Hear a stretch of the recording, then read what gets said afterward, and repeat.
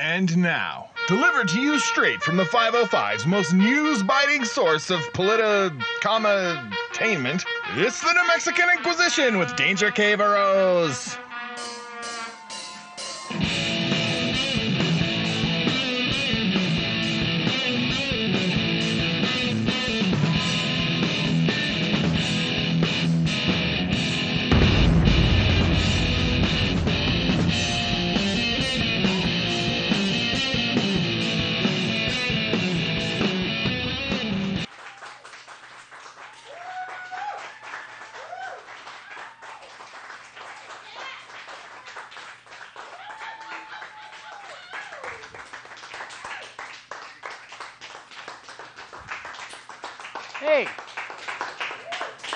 Hey everybody, welcome back to New Mexican Inquisition. My name is Danger Caveros. We have a great show for you tonight. We have Amanda Gallegos from Southwest Organizing Project on the panel team. Also joining our panel is Kendra Jean Brand, or NMINQ political analyst. And also very excited to have back on the show. He's our first repeat comedian, I believe. It's Cuellar joining us on the panel. You know, folks said they liked him so much, we just had to get him back on. So here he is. We got a great show for you tonight, like I said. But first, we'll talk about the news just a little bit. You may have read about Topgolf. Topgolf was vetoed by Mayor Tim Cuellar here in Albuquerque. That's right.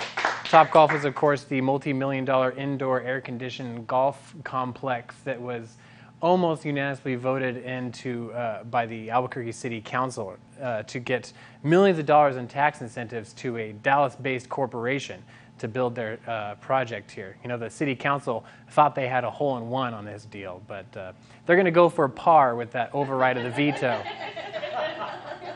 They only need 6 votes to override the veto, and we already seen that they'll do basically anything for indoor golfing, including giving untold sums of money to Texas, of all godforsaken places, in a drought of all godforsaken times. Come on now, guys.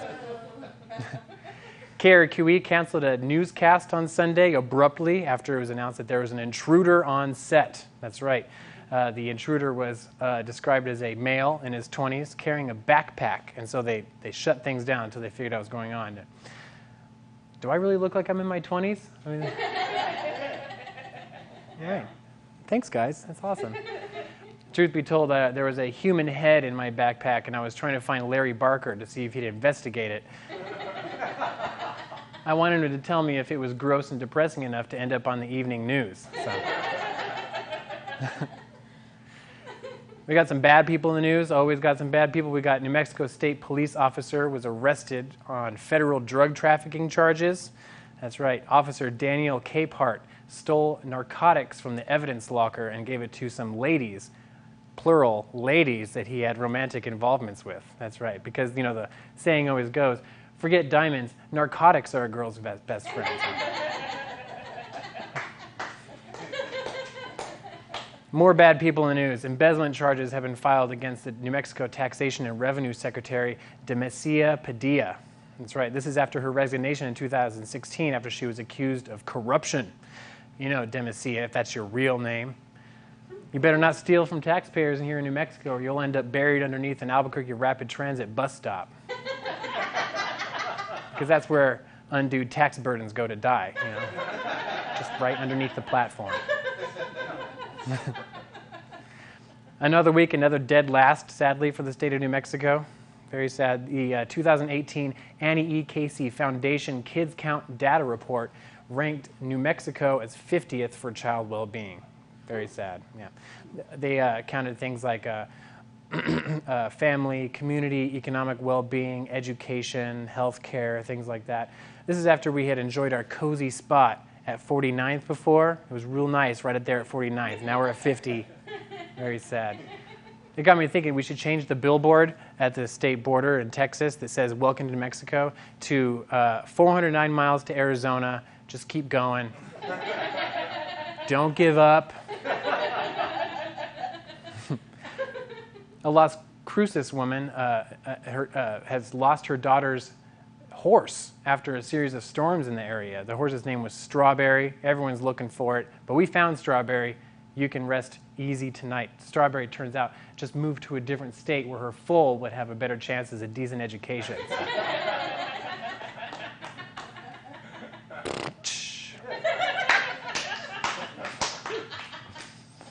Dozens of fireworks shows were canceled all across the state for the 4th of July. Officials said that they would rather the people leave the fireworks shows to professionals, which is a really hard thing to say to a state with an unemployment rate as high as ours. So.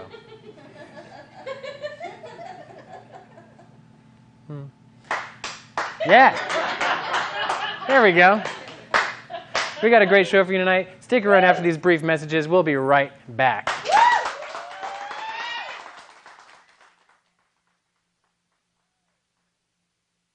Would you like to advertise your business on the New Mexican Inquisition? Well, just contact us on our website at NMINQ.com.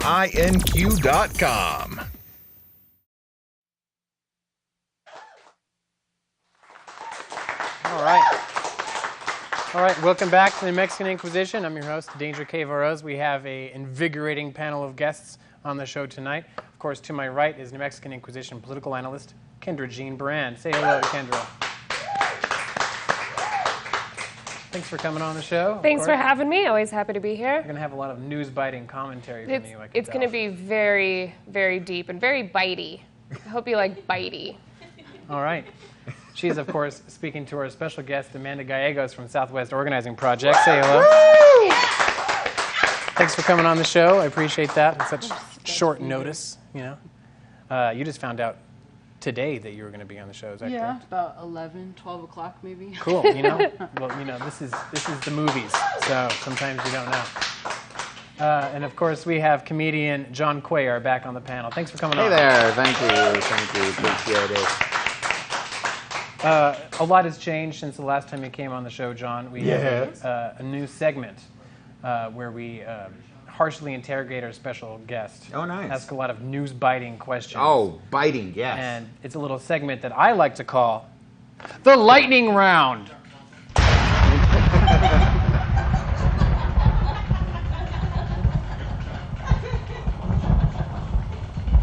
I'll start the questions off here.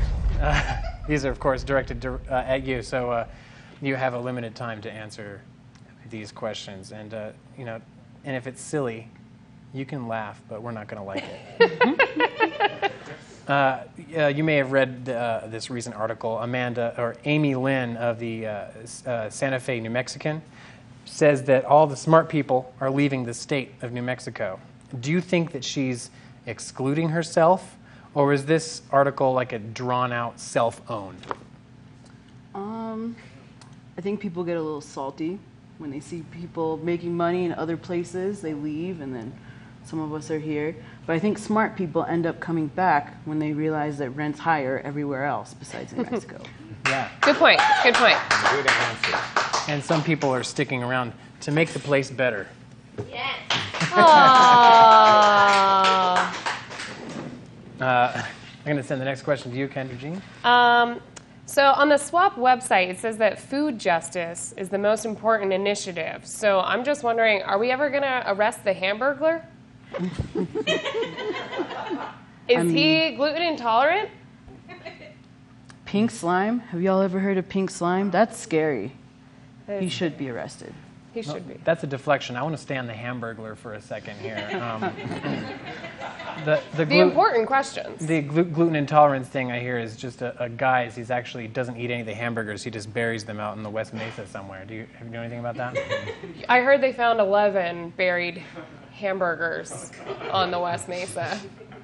Next question to John Cuellar. Let's see here. Well, do you think the current climate of political dissent will translate to an increase in younger voter turnout? No. You think people are going to be as apathetic as ever, huh? Oh, yeah. We already were. There was Bernie, then there was Hillary, and now there's Trump.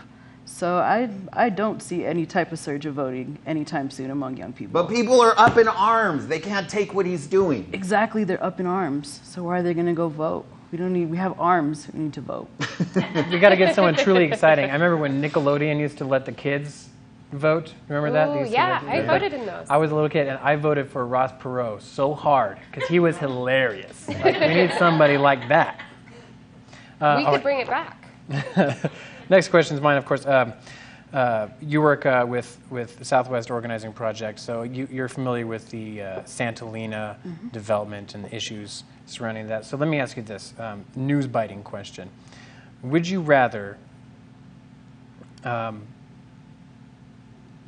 deal with West Albuquerque Landholding Corporation or a face full of angry bees? Face full of angry bees, definitely.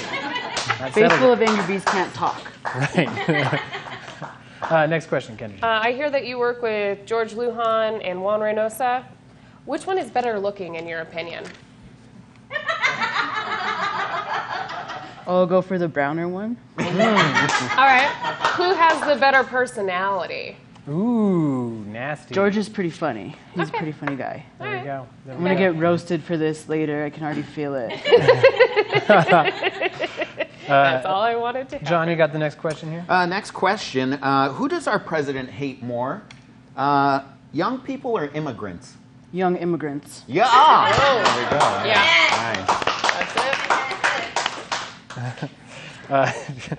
Okay, so again, back to Santolina. You're familiar with the county commission. Stephen Michael Quezada has been the swing vote, a Democrat siding with Republicans over and over again on this issue. Now, do you think that Stephen Michael Quezada is a better county commissioner than he is an actor? Oh, God. You know, I didn't even really watch that much of Breaking Bad. Yeah. But from what I see, he's good at neither. Claws come out. A lot of people didn't watch a lot of Breaking Bad. A lot of people don't go to county commission hearings. If you'd like to see some of his bad acting, you can go check out one of the commission hearings. Watch his face during public comment. He's like, but in his head, he's like, next question, Kendra Jean. So yeah, I heard that you work for a Southwest Organizing Project. So I was wondering, can you help me organize my closet this weekend? I can organize a group of people to help you organize your closet. Okay. That's good. Yeah, that's clapworthy. And these are going to be like youth. You work in the youth department. Yeah, I'm the youth organizer. So does that mean that I have to like clear out all the porn and stuff before they come over, or are they like cool? They're pretty sex positive. Okay, but cool. We'll be I'll get my people to call your people. John, you have a question? Yes. My next question is, what is the current suspect shooting quota for APD? We actually have it in our office window. So when people walk by. Look, we have it on the board as 27, but I want to say it's up to 30-some. So pretty high then, huh? Yeah, Oh, pretty nice. high. People stop to look at it all the time. Speaking of which, this leads really well into my next question. What are you looking at? I don't know where to look. All right, we're all out of time for our lightning round. Please stick around after these brief messages for more New Mexican Inquisition.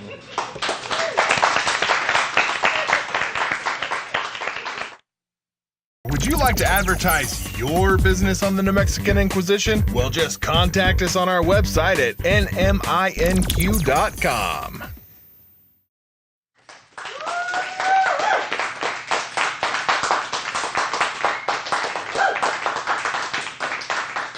Welcome back to the Mexican Inquisition. I'm here with Amanda Gallegos from Southwest Organizing Project. Thanks again for coming on the show. So when you work with SWOP, your job mostly includes organizing youth. Is that accurate? How did you get involved with that? Well, I've been at SWOP for about 10 years now, and I actually got involved when I was a young person myself. I was around 12. My mom was getting her social work degree, and she did her externship at SWOP. So she took me with her, and I was fortunate enough that a lot of people just kind of took me under their wing, and here I am now. But I started out as a young person there. So is it gratifying to having been a youth member to now get to control the youth and what they do?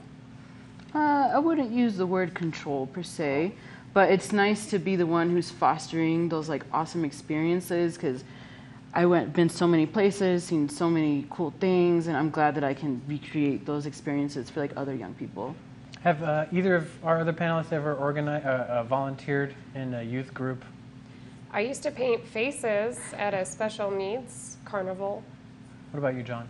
I went to, yeah, that's admirable. I went to a camp for disabled kids, but then I found out I was the disabled kid that got Were sent. you getting your face painted? Yes, I was not. Did I paint your face? You might have. Oh, Might have been you the were janitor. the Spider-Man, weren't you? I was. Oh. It's nice. It's a good thing you guys are doing. They're very nice. Did you either of you have a question for Amanda here? Well, it just sounds like, you started when you were young, and then you kind of just got stuck there. Do you need help getting out of SWOP? Happily stuck. Okay. Happily stuck, yeah. All right. And then, Blink your eyes twice if you're just saying that. and then someone once said you can never trust anybody over 30. As you get, a little bit older, how do you try and convince these kids, the youth of Albuquerque, that you're still on their side? How do you relate to them in these crazy changing times? I mean, I'm still young, and I do agree that grown-ups are like pirates and savages. So I don't know. It's hard to convince.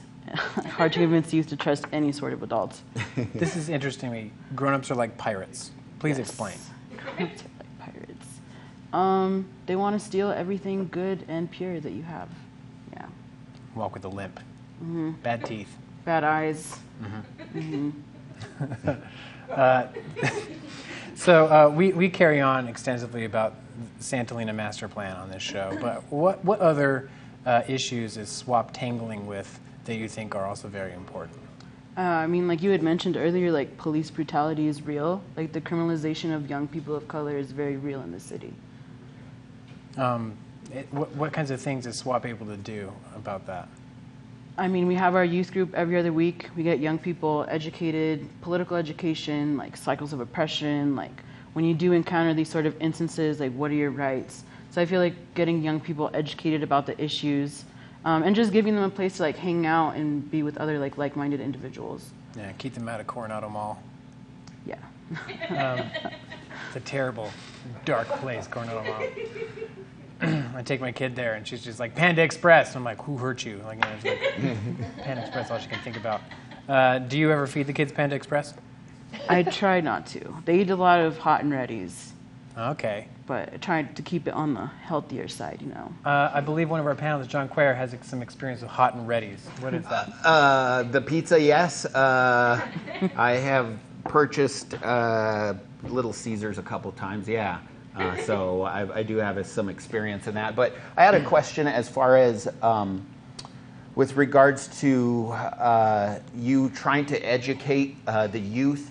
I mean, how do you impress upon someone that young just what the country's done in terms of racial bias for housing developments and also for just voting districts? Like, how do you kind of impart that type of detailed knowledge to someone that's a little bit younger, maybe might not be able to grasp the entire situation of it, but you want to kind of introduce the idea to them of just, hey, look what's been going on for over 50 or 60 years, I think a lot of youth, they're like living in that struggle. Like they're living through like struggling with housing, through drug addiction, through their parents being locked up. So a lot of times it's just giving them words to describe what it is that they're going through, or giving them some like context of like what is the chain reaction of things that cause you to be homeless or cause you to struggle with education. But a lot of youth know, they already know, they just need words to describe it, or like better words. Yeah. Do you have like a proudest moment, or like maybe somebody who came into the program and was hanging out maybe wasn't so involved politically or in the community, and like you've seen change? I mean, there's just countless young people that I've like encountered, like my peers, youth I mentor now, who that's given them like a pathway or just opportunities for bigger and better things, or it gives them the language to like be able to get that job or fill out that college application. So I think it's a lot of small wins. even like my biggest win is when I hear a youth say like, hey man, it's good to be brown. Like it's beautiful to be a Chicano. New Mexico is a beautiful place. For me, that's like one of the biggest wins. Cool.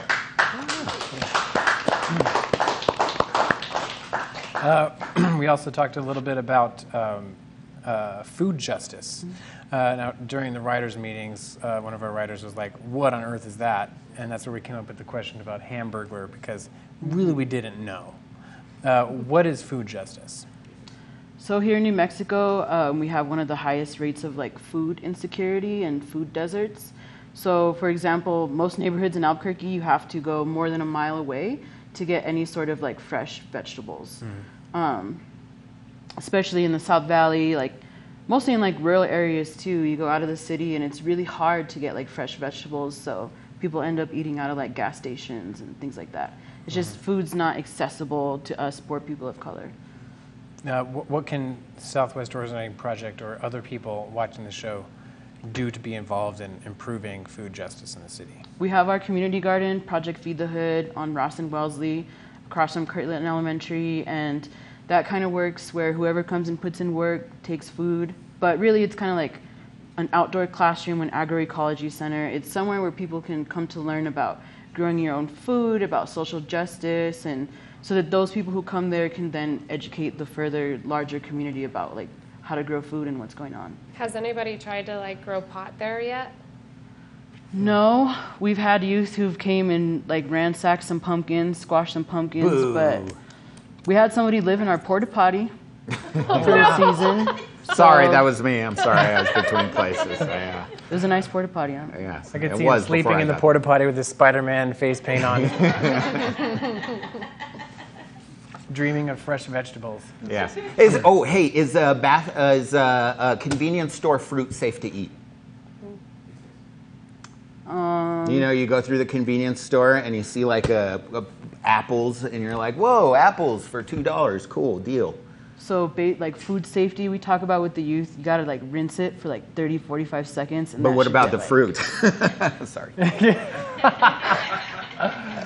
I would say no. Just gonna go with no on that one. Okay. I hadn't heard that. You have to rinse fruit for 35 seconds? The horrible chemicals that you ingest if you don't rinse them that are on like the surface. Like tomatoes, when they pick them and put them in the truck, they're green, they're not red. Then they get here and they have to like gas them a little bit, turn them red. So think about that next time you eat a tomato. I don't think Rinse I'm going it. to be able to think about anything else for the rest of my life. Gassing tomatoes. That's a food injustice right there. That is food injustice.